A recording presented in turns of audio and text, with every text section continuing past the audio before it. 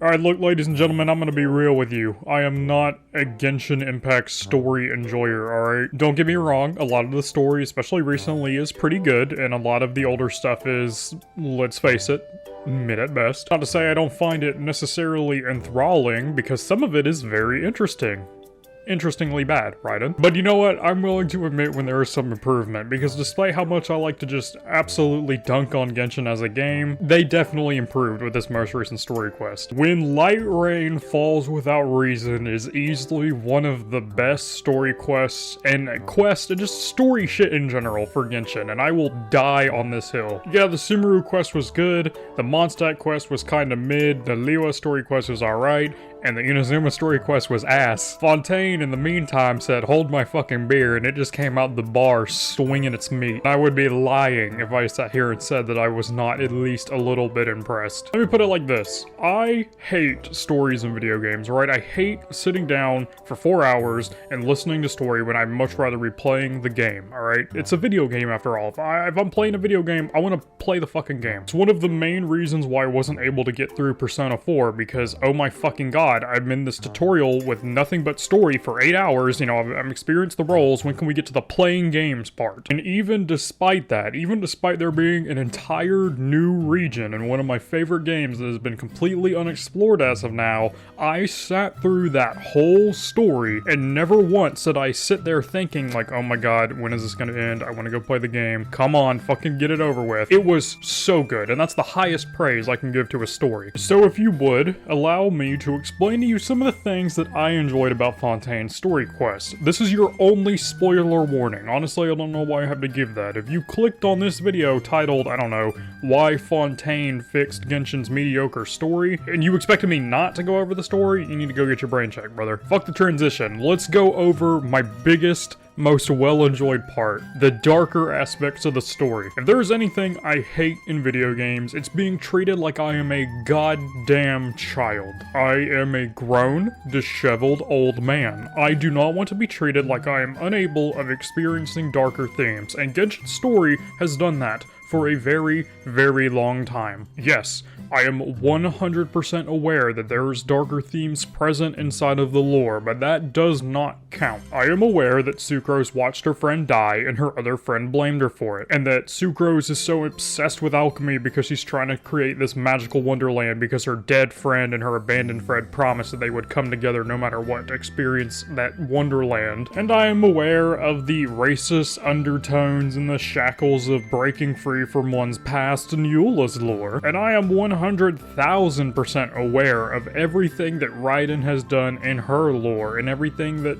broke her to be the way she is. But lore is not the same as story. 90% of the people that play the game will never once in their life so much as dare look at the lore. That is very much so a thing for a lot of bigger, more well-enthused players. It's the reason why Raiden fans think Raiden is so good, because they've read her fucking lore, they know everything there is about her, but the people that just play the story understand that Raiden, in story, is a horribly written character. But you know what? Fontaine said fuck that, and they came outside swinging all 6.5 inches of their meat, and they just held nothing back. A great example is a dichotomy between Lene and Lynette, and what happened to make them what they are now. You see, they were kids, abandoned, orphans, and they were left alone to survive. Lene didn't want to see his sister grow up on the streets, and he decided to form a way to get money for them. He found a man performing on the street and decided that he was going to do his best to copy and learn all of his tricks, and after 3 days he did it. They found another corner on the side of the road and proceeded to perform magic tricks for the groups. Suddenly, where their next meal was coming from stopped becoming an issue, and eventually one day a rich benefactor found them and took them in, and he used them as puppets, trinkets, something to show off to other rich people, a symbol of power. Hey look, I have this cat humanoid and this cat humanoid sister that can perform magic tricks, very much a icon of how powerful and rich I am. And one day, Lene gets caught in the eye of another rich man, who offers the man who adopted them to buy her. Lene goes back to his carriage after performing that night and finds that his sister isn't there. He talks to the one that adopted them. The man bluntly tells them that he sold them to the eye of another man, and that it really doesn't matter who he performs his tricks with, now does it? By the time Lenny makes it to where Lene is, he finds the man is dead, and standing above him is the knave, one of the Fatui Harbingers. After doing this, she saves the basement full of girls in the bottom and adopts them all underneath her new family, and tells them that their family will never betray them. Normally, something like this would only be in the lore. It is so obviously dark, and while they don't exactly say it directly, you kind of have to read between the lines just a little bit. It's very easy to understand what they're trying to tell you. And unlike the lore, which very rarely ever has a direct effect on the story, this does. In the first court case, this is a major revelation that breaks apart the story, as they later find out that, oh, Lene is actually part of the Fatui, so clearly he's up to no good. After all, it's not remiss of a Fatui to murder people, so how do we know he's actually telling the truth? And I like that. I like not feeling like I am a child and they have to fucking pussyfoot around all these dark themes because I just can't handle it. For that reason, Lene ended up being one of my more favoritely written characters. It's a real damn shame his gameplay is ass, otherwise I'd actually use him. I guess while we're talking about darker things that happen throughout the story, we watch people die. 3 times, actually, throughout the story. The first one has his entire neck dissolved by some water, so that was pretty cool. The second one is crushed to death in order to set up Lenny for a murder, and the final one is just assaulted and brutalized by the dead spirits of his victims. Which, by the way, another thing I want to point out, Vache, which is the name of the guy who you put on trial in the second act, Vache is a real person. A lot of you have probably heard of this guy named Jack the Ripper, and if you haven't, he was a serial murderer that specifically targeted women, and his means of killing were quite brutal. He really liked, let's just say, targeting ovaries when he mutilated people. But I'm sure you're wondering, why is Jack the Ripper related to Vache? Well, France actually had their own copycat killer who went by Vache, and what did he do? He specifically targeted young women to murder and experiment on them. Now, where does that sound familiar? I loved that. I love that if you knew a little bit about historic values in France, you would instantly know who Vache really was. But what I loved more was his death scene that happens near the very end. You see, Vache used the primordial waters of a primordial sea to dissolve people down into base water, at which point they all reconciled in one point in the middle of the map, a fountain outside of the Judgment Hall. Once the water formed here, it eventually created an ocean that shared the memories, experiences, and the resentment towards Vache, the one who killed them. However, it also includes Vache's original lover, who was eventually killed by the primordial water. Using the knowledge of Vache's original name, the water spirits, still resentful for this man having killed them, trick the traveler into luring Vache back to the fountain after he's eventually acquitted. And what do the water spirits do? Naturally, they fucking kill him. And like, yeah, it's not very gruesome, they don't show it, but we know what happens, and that's just so fucking cool to me. I like that. That's an interesting story. But you know, if I was just talking about dark themes, that wouldn't be very interesting, right? Because there is obviously other stuff that they do. One thing that I really liked was the references to other media, specifically one that everybody probably knows. The Ace Attorney sections in the courtroom, bro. Those are so fucking fun. Damn, I'm just fucking, I'm listening back to the audio. You can just hear me smiling because it's just so good. It's just so fucking good. It's during these sections we learn a lot about Folklore and who she really is as a person. And unlike the other Archons, she actually has a pretty interesting story, barring, of course, Nahida. It's revealed to us that Folklore doesn't actually know what she's doing. She's seen more so as a celebrity and less as a person knowledgeable of the law. Her job is to weave stories that are interesting for the people, because at the end of the day, she is seen as an entertainer and she doesn't want to disappoint her people.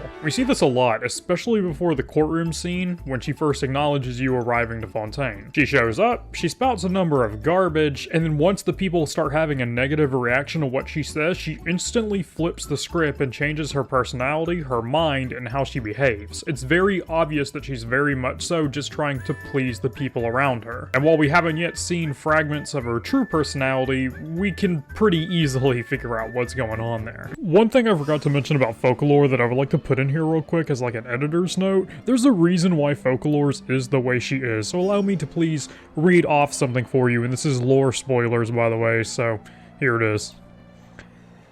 She puts on a conky and confident facade so that everything appears like it's fine. She probably knows she's a rather incompetent Archon. She constantly seeks entertainment and tries to distract the public and herself from the fact that one day she will be forced to walk upon the watery grave of all of her citizens.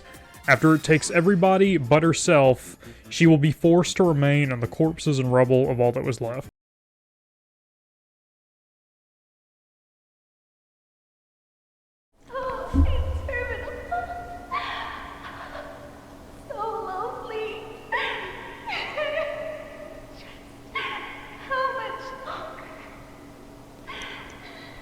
It makes me interested to know what she does next. Will she play into the story? What will she do? What is her major role? Will she eventually give up the Gnosis? Because we know she does care deeply about her people, and we do know that the Knave is trying to solve the problem that Fontaine is facing. There's just something about that that makes me really admire Folklore. Even though a lot of people call her annoying, I do appreciate the fact she actually likes her people. Because God knows, we don't get enough of those. I mean, for fuck's sake, 2 of the Archons abandon their people.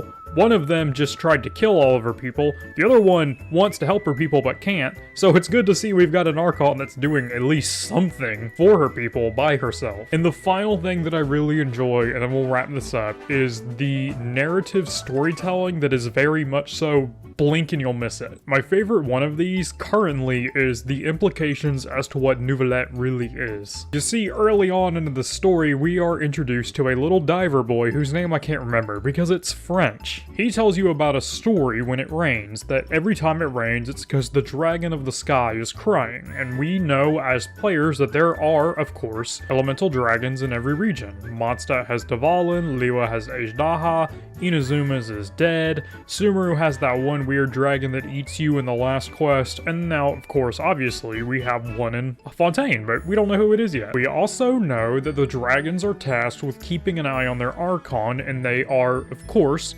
heavily tied to their Archon. Unless you're right, in which case you have a fox, but you know, it is what it is. Anyway, just keep that information in mind, because later on we're introduced to that Mary Poppins son of a bitch, and she has very interesting dialogue. We are told that on the night her father died in a trial of combat, it rained. This woman later on also directly confronts Nouvellette, and they have an argument of sorts. She blames him for her father's death, and she tells him that he could have done anything about it if he just applied a fraction of effort. And do you want to guess what happens after they leave that building?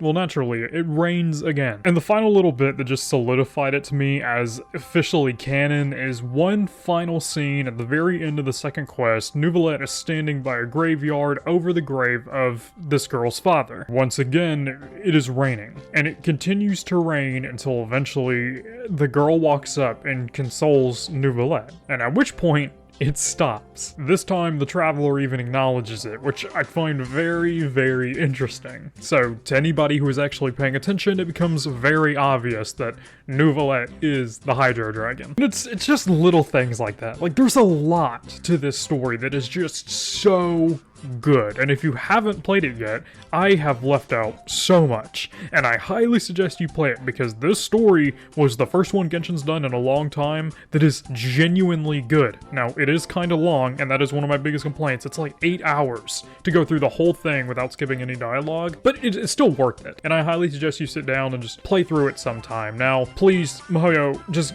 give us a skip button so we can skip it on future playthroughs. With that all being said, I'm pretty much done here. If you like the video, like. If you dislike it, dislike it. If you're like me, go ahead and subscribe. If you're interested, I have a Discord server link down below. You can join that. But other than that, see you all in the next video. Stay safe. Peace, peace.